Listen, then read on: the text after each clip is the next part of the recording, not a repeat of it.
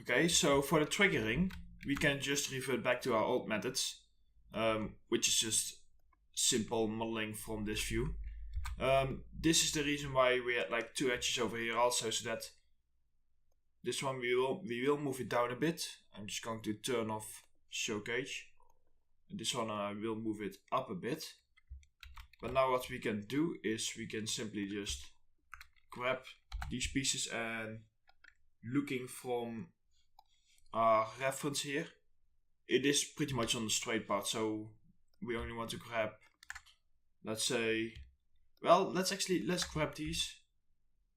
Nah, wait, that's too much. Let's just keep it with this.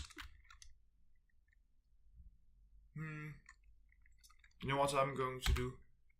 I'm going to follow a different line, and that is over here, this line. So if you would now extrude it, move it out. Oops. Let's actually set this to see-through. Yeah, so yeah, follow this black line, and then we can later on give it a very slight bevel and just blend everything in nicely. But for now, it's best if we just do it this way. Let's have a look. Okay, looks fine. Something I want to do is I just want to scale it in a little bit, because it's easier to do that now than later on. And now we can just extrude it again. Let's move it.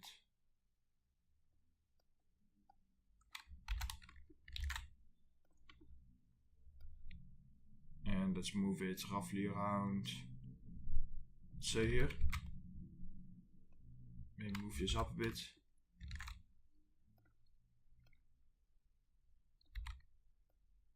And we can just use the rotate tool to slightly rotate it.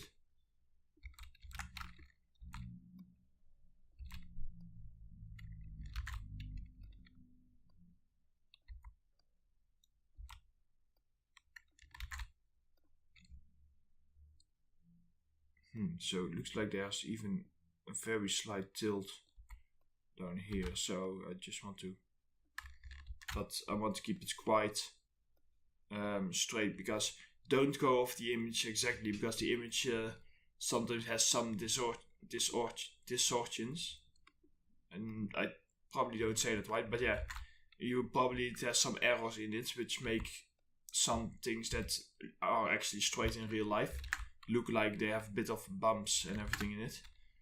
And we already came across that for things like with the grip or here at the back, and I do not want to, or the most accurate one here, around here with the cylinder, and I do not want to do that, and that it's too late to fix it. So yeah, over here we can move this up. Maybe move, only select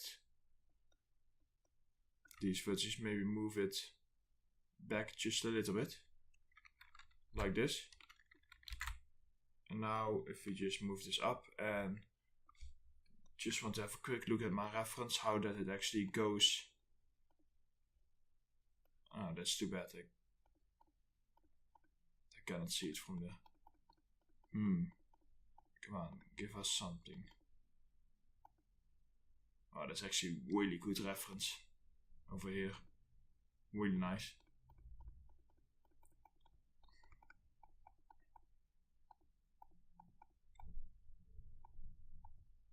Oh, it's surprisingly hard to find. Looks like there's a little lip, but it's a bit too dark to see. Oh yeah, here it just blends in right at the top, and then it just becomes flat quite early on. So maybe that is better to do something like that. Let's have a look.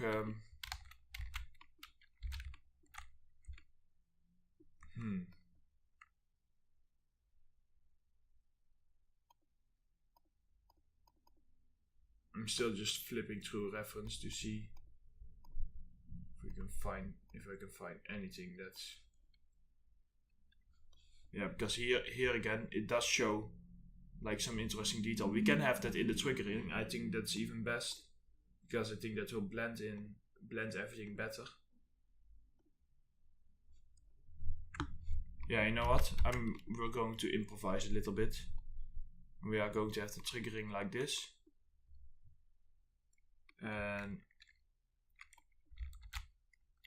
as you turn this into a solid.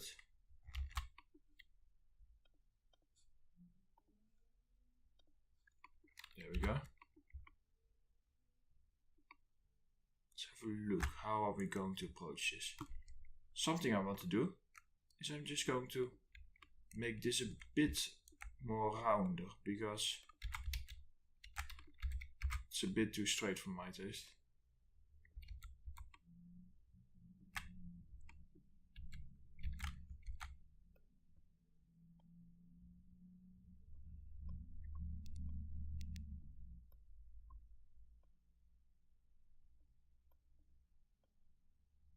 Oh, this is a tricky one.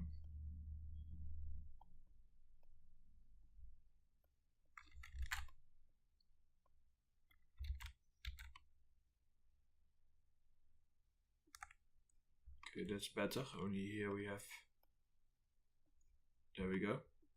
Okay, that's already better. And now for the trigger, let's just select this and have it follow roughly this shape over here. Even though it's not perfectly round, if we follow it, it will fit in better than when we all of a sudden make this triggering just completely perfect. So I'm just going to fold this over here. I'm going to extrude this out. And these two pieces I also want to extrude down. And for now, let's just also move this up. So this is now how it will look. And then the next thing that I want to do is the trigger. It kind of goes. If you go to the side, it goes from tin near the grip, and then it thickens a bit. Oh, here they do not do it. So at some places they do it. The reason I want to do it is because I want to have everything look a bit more bulkier, because right now it looks quite thin, and I'm not a particular fan of that look. So I can just select this, and then if we like scale it up, we can scale it up. But yeah, of course, because this is all part of the same model, it's a bit tricky to select everything. So I'm just going to select that and deselect everything else. Let's move this down. Yeah, looks like we have some unwanted vertices selected, so it goes down there.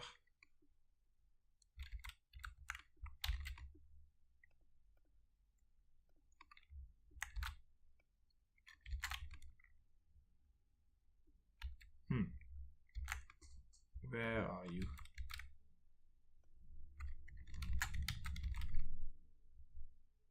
Just trying to find somewhere here. There is a vertex that is holding things back. Let's just go to our see-through view and have a look.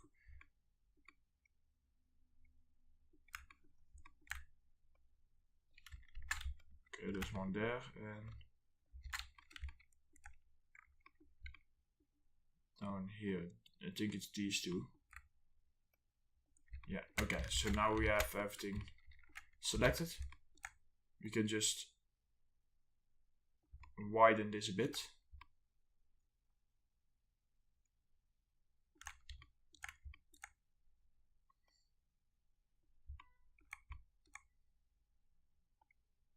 Just going to lower it a little bit and then deselect this. Over here, oh no wait, I do not want to do that because that will not look correct. let's just widen it like this. Just a very subtle, something very subtle, but you will notice it later on. So, okay, having that done. Over here we need to blend it really smoothly into the gun. Actually almost this smooth. But of course we cannot get away with that in the low poly. So I think it's best if we just bevel this first. And that's a bevel that we will keep in the geometry.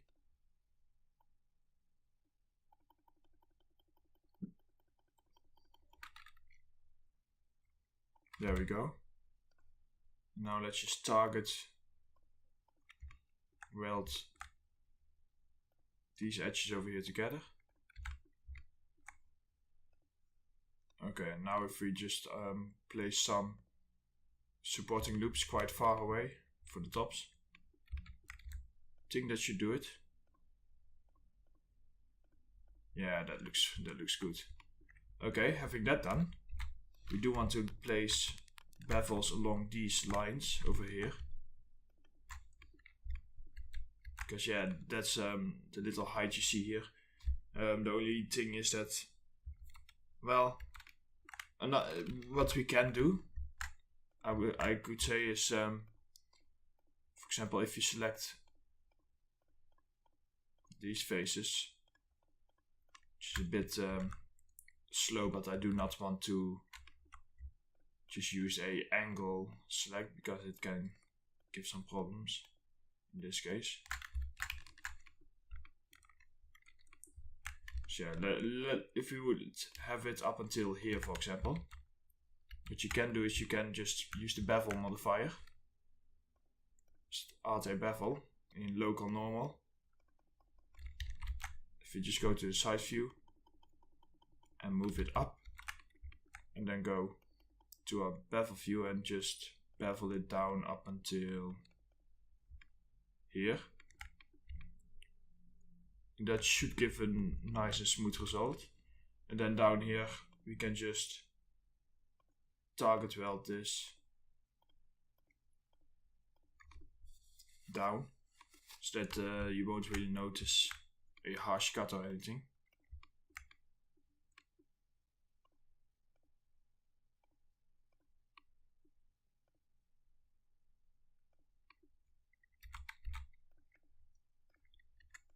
I'm just going to move this one further in.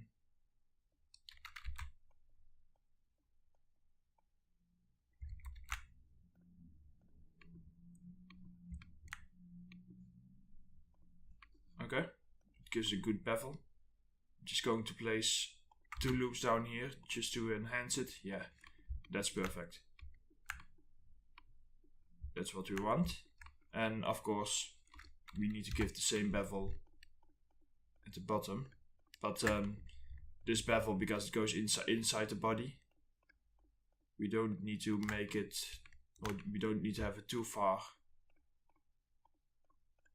going inside. This would already be enough, I would say. It's actually, this is actually a tricky one because it feels like it's just a bit too much.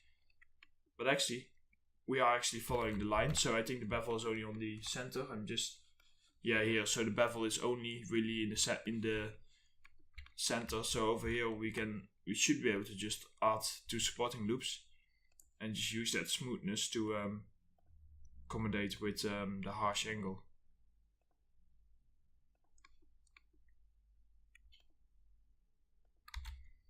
I think I'm just going, yeah, so because we welded it, that's a bit the annoying thing for this one. I should have detached it when I had the chance, because now we welded it. It will become one piece, so we cannot just element select and hide the rest, unfortunately.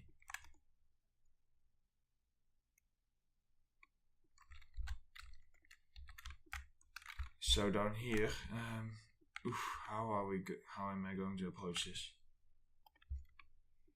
So I think what is best is if we select this again, and something I can do, because we have not because we have not selected it over there, what I can temporarily do is select this face and just press split And now if we go to element, we are able to select this. And then, so I only know the shortcut for this. I don't know the actual button. But if you press Alt E, you can hide everything except for the faces you have selected. Now I am not sure. I think it was somewhere up here where, or in the menu where you can also here maybe here with hide. But if it should just work if you press Alt E. So what I'm going to do is I'm just going to keep going with my cut. And by the way, if you press Alt U right next to it, then it will unhide everything again. So we'll get to that in a sec.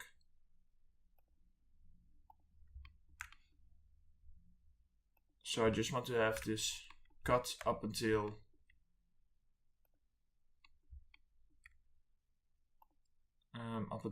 down here. So if you just have this vertice and just merge it down together there, it should be fine. And I'm just going to also use a swift loop. And then select the edge of the swift loop. Go to our side view. Let's actually make this see-through. Oh, I cannot see. Oh, it's because we're at the front. If you just go to the back. Of course. Never mind about that. I wanted to just easily deselect it. But we can just well do it faster by... Oh, damn it. I'm deselecting the wrong pieces.